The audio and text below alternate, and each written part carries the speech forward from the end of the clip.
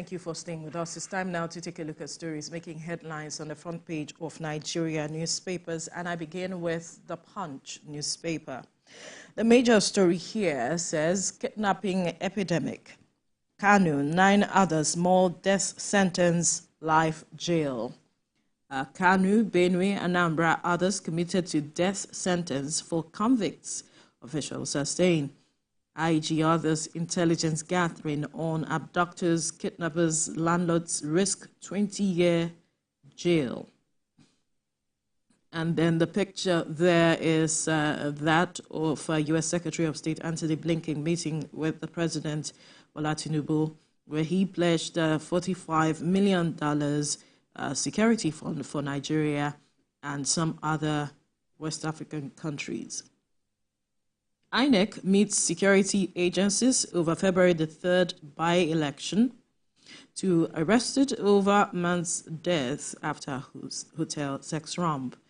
Then 4 billion naira EFCC, okay, 4 billion naira theft, EFCC arraigns Obiano today, aids defense ex-governor. And at the top corner, federal government to sell 5 power plants for $1 billion. Those are some of the stories you find on the front page of the Punch newspaper. We move now to the front page of the Daily Trust. 8 killed as fresh violence erupts in Plateau State. Mosques, churches, houses burnt. 24-hour curfew imposed in Mangu local government area with deployed troops, the military is saying. And the picture there showing some of the victims of the latest attacks on Plateau State. Now, sacked PDP lawmakers stop Plateau Assembly, APC members stay away. And another story at the top corner, security agents arrest Fulani leader Budejo. Tinubu receives blinking 6 US support for G20 membership. Police arrest gun runner with ammunition in Kaduna.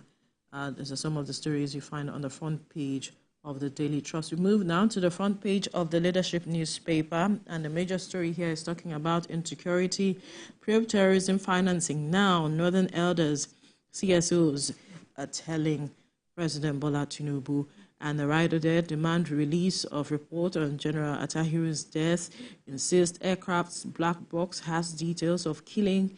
Army keeps mum on General Ali Kefi's allegation. And another story there, residents differ on planned review of Kanu Emirates. And then the family of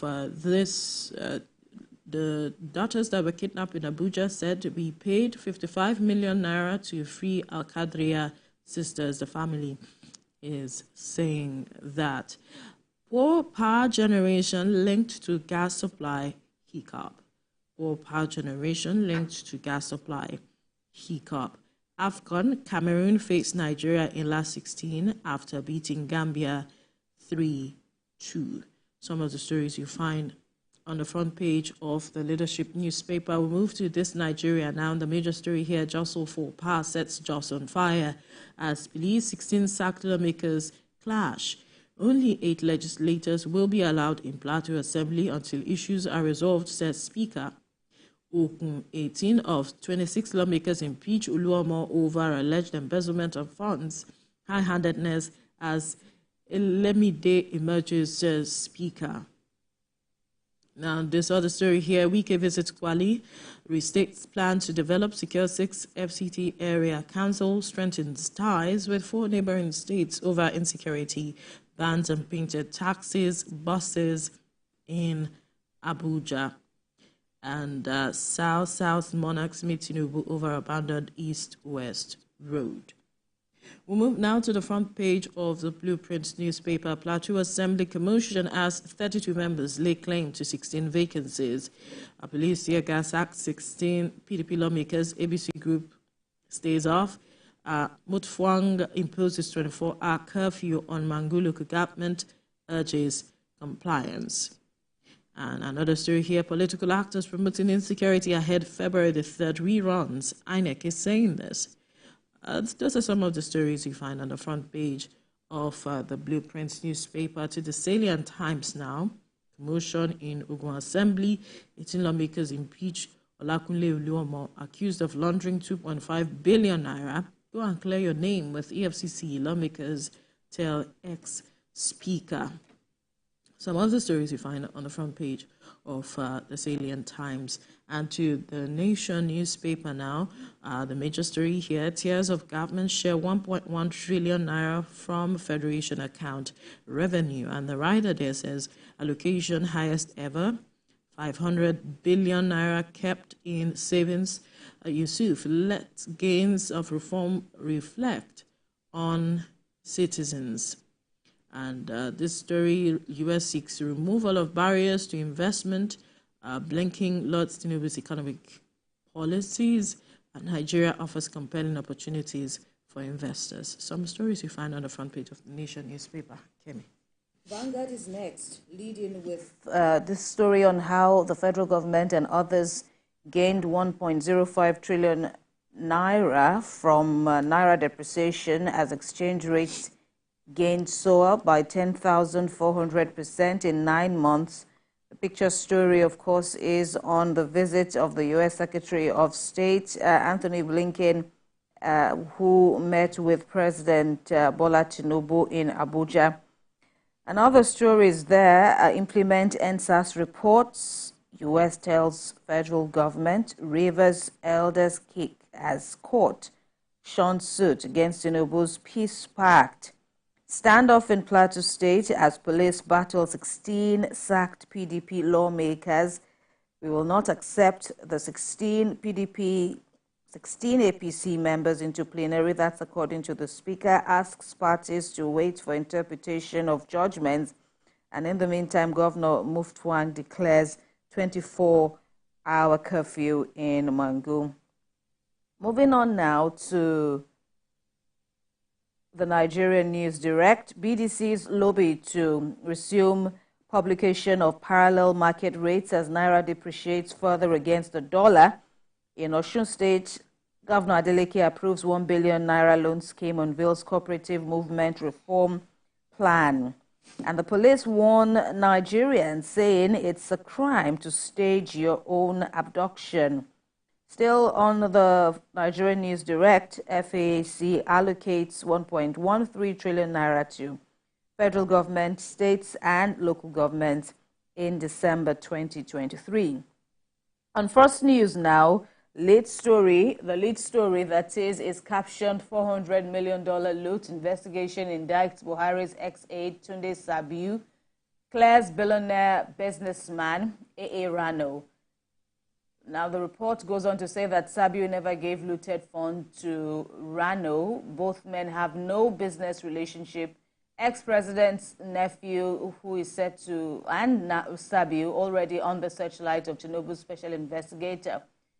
Reacting, ACF chieftain condemns allegation against Rano as malicious, unfounded. You'll soon enjoy benefits of tough decisions, says presidents to Nigerians. And Miyetti Allah's president not with us. That's according to the DSS spokesperson.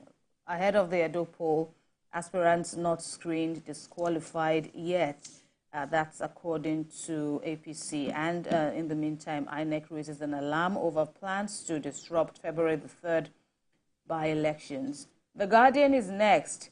The lead story there is on the tech industry, saying 2025 broadband target dicey as 31 states remain underserved. And in the eye of the storm include the Minister Bosun Tijani, also, very topical issue.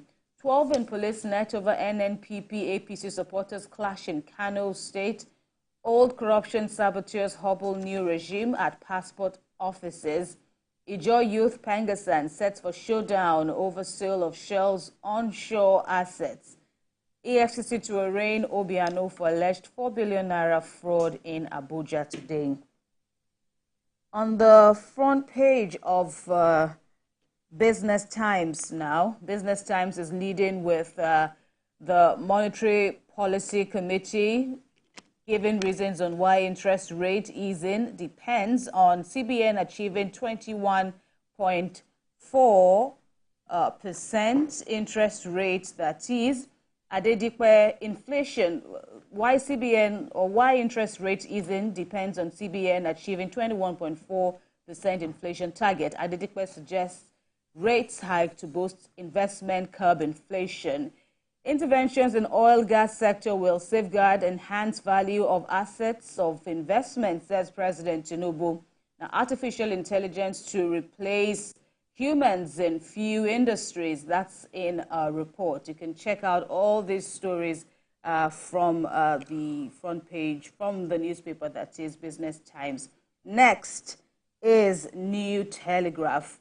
Japa Nigerian youth will not emigrate if things are right, says the federal government, and that many Nigerians are skeptical, disenchanted, blame security challenges, employment, as well as other challenges. That's according to the Labour Minister. On insecurity, IGP orders posting of 54 ACPs nationwide as FG inaugurates Abuja-Kaduna Highway Security Solution Committee, and FCT Minister moves total ban of unregistered taxis and buses in Abuja. Sanwo-Olu announces free antenatal delivery services for Lagosians, and Obaseki Shuaibu field deepens as governor relocates Government House Chapel. These and more stories there that you can check out from the New Telegraph. And finally is Nature News. Takeaway plastic ban in Lagos brews controversy. Stakeholders hail Governor Sanwo-Olu. Labour Party ex-Goba candidate fumes. Waste Pickers Association cautions.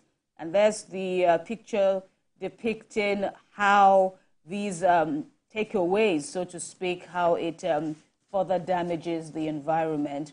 Loma collaborates with OCCE to tackle climate change challenges. Nasarawa partners private sector on mining gold, tin, and lithium. And there's a report on why federal government destroys 2.5 tons of confiscated wildlife stockpiles. Veronica.